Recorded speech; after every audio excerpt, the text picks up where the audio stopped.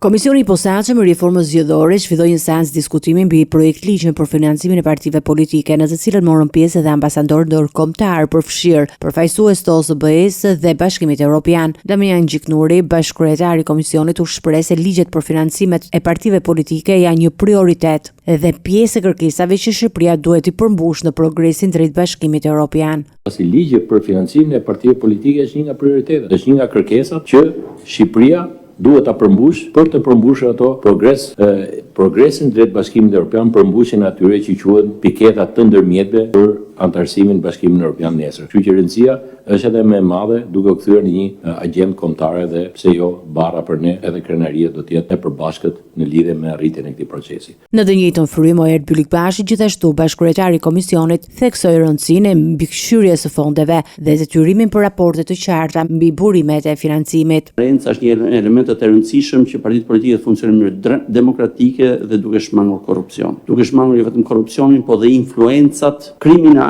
apo influencat e faktorëve të tretë të huaj të cilët kanë synim të ndërhyjnë në sistemin demokratik shqiptar. Ambasadori i OSBE-s në Tiranë, Michel Taran, nënvizoi se ndryshimet ligjore duhet miratohen përpara zgjedhjeve lokale, të cilat pritet të mbahen në pranverë të vitit 2027. Duke qenë se zgjedhjet vendore janë planifikuar për pranverën e vitit 2027, koha është vendimtare. Reforma efektive ka nevojë jo vetëm për përmbajtje cilësore, por edhe të miratohet në kohën e duhur për të siguruar zbatimin kuptim plot të saj. Nga ana e tij, ambasadori i Bashkimit Evropian, Gonzato, theksoi se BE-ja kërkon një transparencë totale në burimet e financimit të partive politike.